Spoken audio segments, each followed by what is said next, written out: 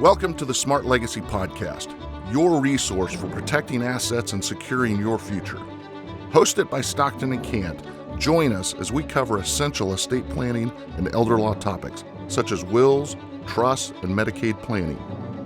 Stockton and Cant, your trusted attorney advisors in safeguarding what matters most. Welcome to another episode of the Smart Legacy Podcast. I'm your host, Glenn Stockton, managing attorney at Stockton and Cant. We're an estate planning and elder law firm here in the Kansas City area with offices in Overland Park and Gardner. In my work with families, I've seen something again and again. The families who plan thoughtfully leave behind more than assets. They leave behind clarity, direction, and peace of mind. Because estate planning is not just about passing along valuables. It's about passing along your values, your priorities, your intentions, and your care for the people you love.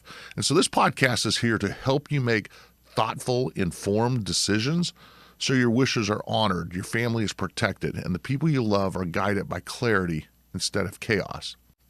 Today, we're going to talk about the topic of what happens when you don't have a will or a trust. When you don't do estate planning, what happens? So we're going to start there. So welcome everybody and thank you for joining us again.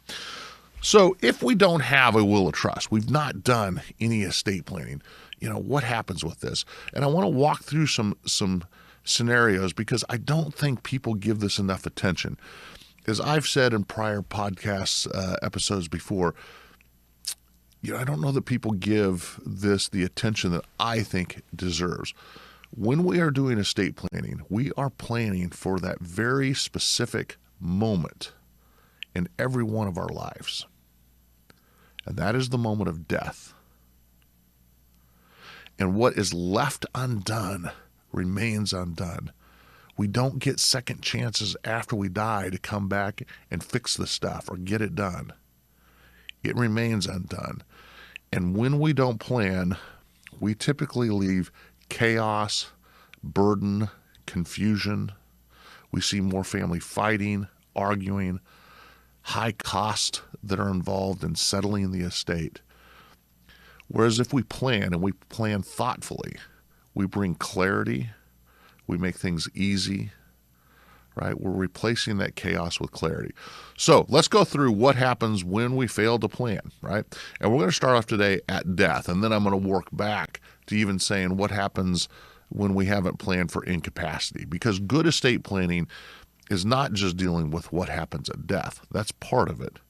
But it's also dealing with what happens if we lose the ability to make decisions ourselves. We become incapacitated, whether it's through dementia, Alzheimer's, strokes, whatever it is, we're unable to make decisions for ourselves. What happens? So let's start with death. What happens at death? That's what most people think of estate planning about, and certainly it deals with that. And if we're going to do estate planning, we're typically either going to use a will or a trust, but other things factor into it. Beneficiary designations, joint tenancy, all those things can factor in to this as well. But we're going to start with a scenario where somebody has not done any planning. And we see this frequently, right? Where people didn't plan and they died and there's no plan in place. And the chaos that creates. So when someone does not have an estate plan in place at their death, any property that they own in their individual name, where there's no living joint tenant and there is no beneficiary, those assets are now part of their estate, right? They're titled in their name, but they are now deceased. They died, and they're part of now their estate. And the laws of the state that property is located in, not necessarily the state that the individual who died, was a resident of. It's where the property is located. Those state laws are going to apply. So I'm going to give you an example. This was one, someone I knew that husband had died a few years prior. He and his wife had owned things in joint tenancy. Right? Now, I didn't know this couple. I dealt with their children, but they had owned things in joint tenancy. And the only asset that husband had in his individual name at the time of his death was his IRAs. He had a couple IRAs, but his wife was set up as the beneficiary of those IRAs. So when he died, things were very easy. Wife never sought out the assistance of an attorney, and everything just kind of went along just fine. Because when all that property that they owned as joint tenants with right of survivorship, it became hers. I tell people, think of joint tenancies, last one standing wins. Well, she was still living, she was standing. Joint tenancy, that property is now 100% hers. She lived for another couple years after husband. Now, this couple, they were residents of the state of Kansas. So they lived in Kansas, and they owned a home and some acreage in Kansas. And they had been a farming family. They weren't actively doing the farming anymore. They were sharecropping with this, having other people do the farming. But they owned their home and some land with the home, plus they owned some other tracts of land. And some of those were in different counties in the state of Kansas. They also had some oil wells down in Oklahoma, and they had a lake home at the Lake of Ozarks in Missouri. And all that property had been titled as joint tenants between husband and wife. They owned it in their individual capacity. Wife then died, and the kids were stuck with this. They had issues. They couldn't get the payments from the oil wells where it had royalties going in. They actually owned the land. They had the rights, the mineral rights, but I believe it was under lease. There was a company who was running the oil wells, and there were payments that they would receive for it. But the payments were payable to the wife, who was now deceased, right? The mother of the children. So they were having problems. They couldn't get the checks. The oil company was saying, "Look, we need to have an estate, or we need to get a court order. We can't just change the check up and start writing it to you kids." The bank had froze the account that mom and dad, it had been their account, and now that mom and dad were both deceased, that account was frozen. The kids didn't have any access to get to mom's accounts. Dad had put mom on as the beneficiary of the IRAs, but he hadn't set up any contingent beneficiaries when he established that.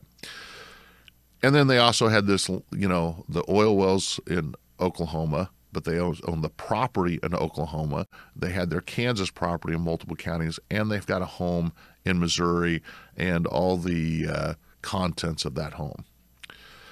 So we're sitting here as residents of Kansas. They had to open up probate estates in 3 different states. They had to open up a probate matter in Kansas, and we were able, through venue, to just have one. Even though property was in multiple counties, we were able to, the court was able to take jurisdiction of those properties in other counties. So we had one probate proceeding in Kansas. We had another probate proceeding going on in Missouri to deal with the Missouri property, because Kansas court had no jurisdiction over the property in Missouri. And we had a probate proceeding going on in Oklahoma. Guys, this was stressful for the family. It was a lot of work. There were, our office was able to help them with the Kansas and Missouri, but we're not licensed in Oklahoma. So there was another attorney had to be hired down in Oklahoma to handle that probate proceeding. And it was complicated. And because mom and dad had no plan in place, we were going under the laws of intestacy. So, it did ultimately end up with the children in equal shares. But this could have all been so easily avoided had mom or dad just done beneficiary deeds on that real estate. Had they put a beneficiary on the bank account, pay on death designation on the bank account. Putting beneficiaries on property is one way to deal with it. There was no will, so we were under the laws of intestacy. In this particular one, it worked out okay because they had children. They were joint children, both husband and wife, and those kids ended up with it. But it was complicated. There's other cases where things don't work out quite like that. Blended families, where there's no estate plan in place and one spouse dies, wife dies, she has children from a prior marriage, husband has his own children from a prior marriage, they own property in joint tenancy, right? So when wife dies, all that joint tenancy property is now the property of husband, right? Last one standing wins. So this one's worked in reverse because wife died first, now husband has it. Upon his death, when there's no plan in place, again, we're under the laws of intestacy. But her children are not part of that equation. They've been disinherited accidentally, I believe. I don't think that was probably the intent. But under the laws of intestacy, it goes to the children of husband. And wife's children were not her kids. He never formally adopted them. They were adult children when husband and wife married. He never adopted her children. They're not his kids. So when he died, his assets, the entire assets that had been husband's and wife's, all their assets ended up going only to his children. And we've seen that happen multiple times. Guys, we see more arguing and fighting that happens with this. It's because there was a lack of plan, right? And the planning could have been so easy, using beneficiary designations, using a will, using a trust. But they didn't do any. And so the probate court had to get involved in each of those, and it's going to follow under the laws of intestacy, meaning it's going to go under the state plan, which is to the children. I'm going to give another one, and many of you have heard this story, my story, how I really became an estate plan attorney, what happened in my family right before I went to law school. My mom was an only child. Her mom and dad lived in Louisville, Kentucky. But her dad was not her biological father, and he had never formally adopted her. He raised her. He had no children of his own. He had raised her from the time my mom was a young child. She knew him as dad, but he never formally adopted her. My grandmother died unexpectedly, right? We all expected my grandfather to die first. He was in poor health. My grandmother was in much better health, but she died first. My mom tried to convince my grandfather to move back to Kansas so she could help look after him, but he didn't want to leave his home. So she stayed behind and arranged for home health care to come into the home and help care for him because he needed help. And about 6 months later, we got the call from my grandfather. He'd gotten remarried. And guess who he married? That home care worker. And when my grandfather died, everything ended up going to that home care worker. My mom didn't get anything. The new wife gave her a box with a few knickknacks in it, right? A few things. But everything ended up going to that new spouse.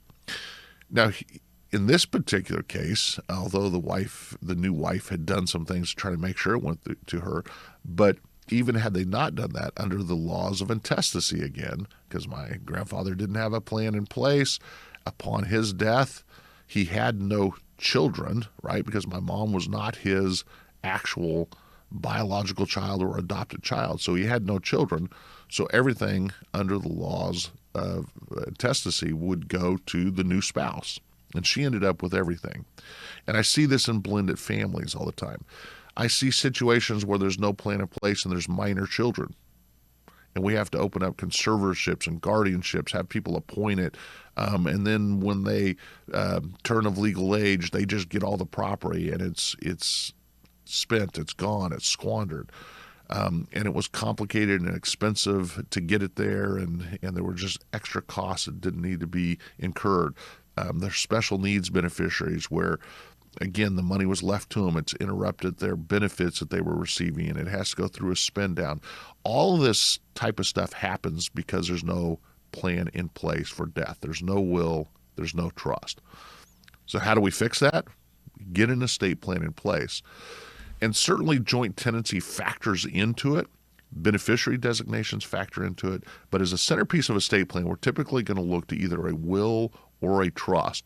And we'll talk about that in future episodes again. We've talked to some in the past. If you go back and look at prior episodes, we talk about what's the difference between wills and trusts. And we've talked about this, and we'll talk about it again in the future. These are, foundational estate planning documents. And I want to make sure people understand that, which is appropriate for them. But today we're just looking at what happens when we don't plan. All right. So those are some of the scenarios at death. Now let's turn and let's look at what happens when we haven't planned and we're still alive, but we have lost the capacity to make decisions for ourselves, whether it be Alzheimer's, dementia, we've had a massive stroke, whatever the case is. We're still alive, but we're no longer able to properly manage our own affairs. And it happens, unfortunately, it happens more frequently than we would wish. And when people have done no planning, and now they've lost the capacity to do any planning, it's too late, right? We can't go back. We can't redo it. We can't change it. It's too late. And there was nothing in place. No estate plan was done. Well, we're going to have to get the courts involved again. The probate courts deal with this as well through things called conservatorship and guardianship. Guardianship is where the court appoints someone or some people to manage the affairs of an individual, their personal affairs, make sure they have proper health care, they've got proper housing, that they're properly clothed, properly fed, just they are their guardian, just like a parent is a guardian for a young child, making sure that they're, have proper housing and clothing and they're being fed. Same thing here. Somebody's appointed to make sure that this individual who's now incapacitated is properly cared for. That's the guardianship. Conservatorship is where the court appoints somebody or some people, again, it could be one or more people, to manage the assets, the money, and the financial affairs for this individual who's unable to make decisions for themselves. All right? So let's go through a scenario with this. And this is one that has stuck with me. This was a married couple, lived here in the Kansas City area, and they were out working in their yard one afternoon, one spring day, and wife had a massive stroke as they're out in the garden. Husband called 911. The ambulance came. They rushed her off to the hospital. Husband got in his car and followed after the ambulance, got to the hospital. And when he got there, the hospital was asking for things about his wife, getting information about her.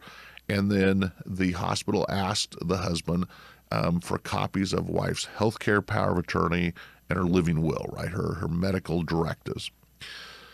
And the husband had to tell him, well, gosh, we haven't got that done. We've been talking about getting it done, but we just haven't got around to it. So we don't have those.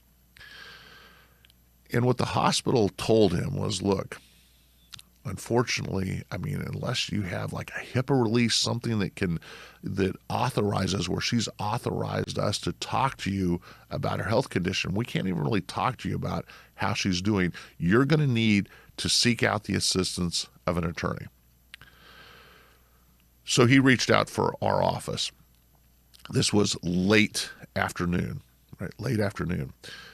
He reaches out for us. We file an emergency petition for emergency appointment of a guardian and conservator. And by the next morning, the judge had signed off on that, and we had a temporary guardianship and conservatorship in place. But that night, as he, waiting for this to happen, he can make no decisions. He can't get information about how his wife's doing. He was getting some as they were coming in. But it was a very stressful situation. We got the emergency orders in place. We eventually got him then appointed as the permanent guardian. But guys, it could have so easily been avoided with a simple healthcare power of attorney, right? But they didn't have it in place. So we had to go through the court. We had to get the guardianship, conservatorship set up. So let's walk through, what does that look like? So when somebody does not have a plan in place and they become incapacitated, they can't make decisions for themselves. They have not appointed or given anybody else the authority to make decisions for them, right? Just because we're married to someone doesn't mean we can make decisions for them if they haven't authorized us to. We also can't make decisions for our children once they turn age 18, right? They're now emancipated at age 18. We have no legal rights to receive medical information about them. We can't make medical decisions for them. We can't make financial decisions for them. They're a legal adult. And unless they authorize us to do so, we can't do it. And the same thing between spouses. So when somebody becomes incapacitated and they don't have a plan in place, and we'll pick on husband here. Husband in my scenario has a stroke, and wife's going to figure out pretty quickly that she's going to need help, just like this couple that I explained where the husband had to go and seek the assistance of the court to make medical decisions. He also was unable to make financial decisions, right? They can't make those decisions. So my new scenario where it's the husband who's had a stroke, wife's going to figure out she can't make medical decisions, but when she goes to deal with his finances, his bank account, she's not going to have access there either. And so the court's going to require that a guardianship and conservatorship be set up, right? Nobody's going to allow her access to the money. And so we go through that court process. The court has to make sure that, husband in fact needs a guardian and conservator. And so the court requires that husband be represented by his own attorney. So the minimum, we have 2 attorneys involved in this process to go through this. Once it's determined that husband, in fact, does need somebody appointed, husband is determined to be a ward of the state, and somebody's appointed. In this case, wife, and that's usually how it works. Whoever petitions the court, in my scenario, was wife. She's appointed to be guardian and conservator for her husband. She may be required to file annual reports with the court, annual accountings about the assets. People can sometimes object to these. They come into court. They think they should be appointed. We especially see this in blended family situations where the spouse wants to be appointed, but the kids of the husband think they should be the one that's appointed. And now they're fighting it out in court. And the court's got to decide who's the appropriate person to be appointed. And all of this, guys, can be avoided with just good estate planning. So when we don't have an estate plan, we are going to get the courts involved, right? When there's nothing in place, the state has something for us through the court system, through probate, but it is not the plan that you likely are going to want. It's going to be the most expensive, most complicated plan typically that you could have, albeit the costs of that are incurred after your incapacity or after your death. So I encourage people, don't fall into that. Don't go through thinking we have second chances, that we can put this off. So I always talk about, I want this, podcast to be educational in nature, to equip you with the information and education you need to make thoughtful and informed decisions. But I also hope that this podcast in some way is motivational, and it motivates you to take action. Because when we plan and we do it thoughtfully and we do it correctly, it doesn't have to be overly complicated. It doesn't have to be overly expensive. We just need to be thoughtful in how we put the plan together, right? So get your estate plan in place. If you already have an estate plan in place, look it over, right? Make sure that you have the people named that you want as your beneficiaries, that the people you've named to make financial decisions on your behalf when you can no longer do so yourself are still the people you want making those decisions. And then same thing with healthcare. Are those the people you want making decisions?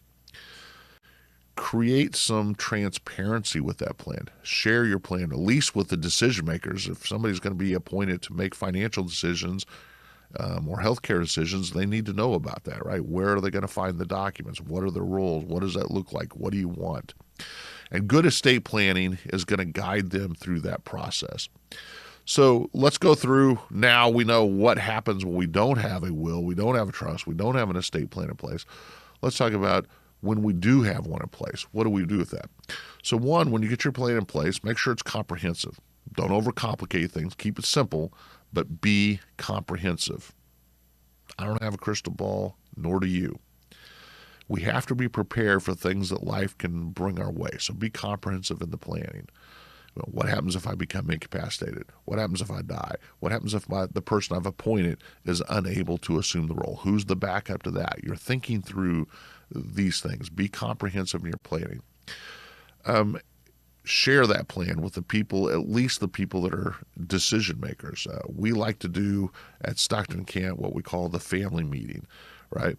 Where the decision makers, the beneficiaries all come in. We're creating transparency.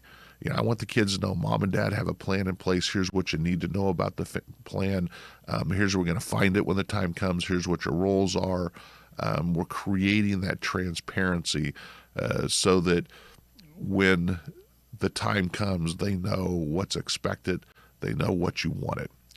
We see more arguing, fighting, more burden when they're confused as that, when people have different opinions as what mom wanted or what dad wanted. So you want to create that clarity, by having that family meeting. And we recommend you review your estate plan on a fairly regular basis, at least every few years. Our recommendation, do it annually. Our firm, we do the annual review meeting, and we have clients come in and we're going to review all those plan decisions. We review the foundational documents. Here's who you name to make financial decisions if you cannot do so. Here's who you name to make healthcare decisions if you can't make your decisions yourself any longer. Here's who you named as your beneficiaries. It's that type of thing.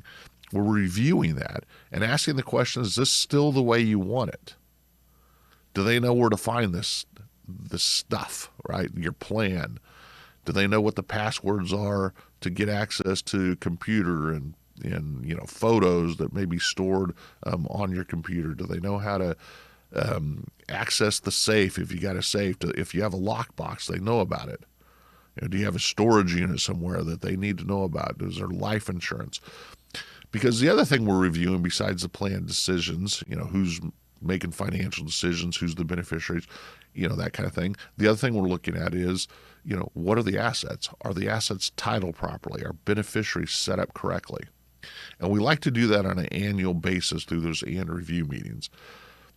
And when we do it yearly, it's not that hard, right? It doesn't take that long. I usually tell people, give me an hour out of your year, right? We can get this done in an hour's time, and we're going to go through the foundational documents. We're going to make sure that everything's titled properly, beneficiaries are set up correctly. We're going to take a look at taxes and say, hey, should we do is there any tax planning we should do here? And do we need to make any adjustments in our plan for long-term care? And we've talked about all that in prior episodes. So if you missed those episodes, go back, take a look at those, how to do good planning. As we talk about the four legs of the stool. But you want to look at your plan periodically, keep it up to date, create clarity, create transparency. And guys, when you do that, this stuff works. When you don't, the court has a plan for you. It's not the plan you want. And those are just a couple scenarios we went through today, what happens when we plan. So I hope, again, this is motivational to get you to get your plan in place if you haven't already done so. And if you have an estate plan in place and you haven't looked at it in recent time, pull it out. Take a look at it.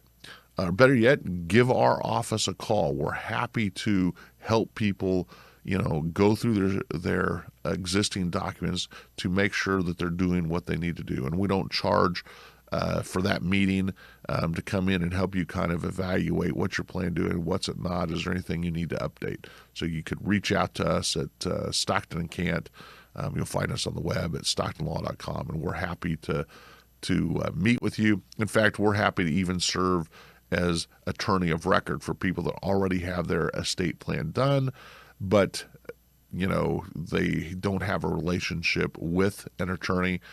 Maybe the attorney that they helped them put the plan together doesn't have a system for reviewing things with them, or that attorney is no longer accessible for whatever reason. We're happy to be that attorney of record for that estate plan that somebody else has done, and we don't charge anything for that. We just put you into our annual review process where we have you come in once a year, and we're going to review the plan together and the assets.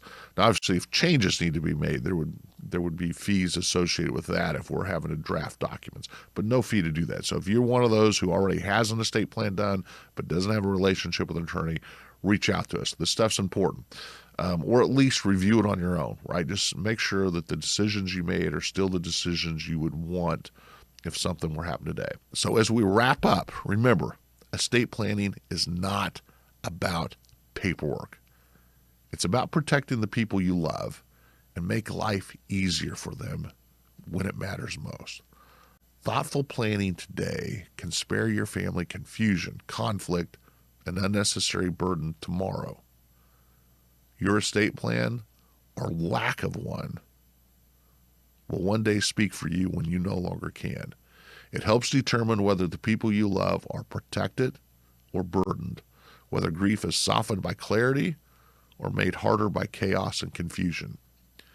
And as I said earlier, what is left undone today often becomes what families must deal with later. And when the time comes, there's no opportunity to go back and fix it. What's left undone remains undone. So if today's conversation gave you something to think about, that's a good thing. These are important conversations to have. They're worth sharing. So thank you for spending time with us on the Smart Legacy podcast. If you found this episode helpful, please subscribe and share it with someone you care about. These topics matter, and sharing them helps more families plan well.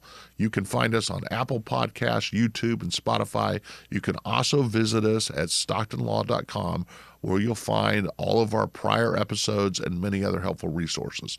So until next time, plan thoughtfully, take care of the people you love, and have a great day.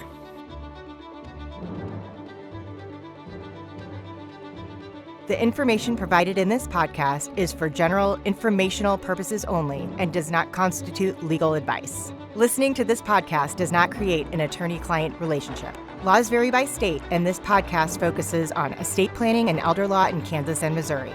If you are located in Kansas or Missouri and require legal advice, please contact our office. Otherwise, consult a qualified attorney licensed in your jurisdiction.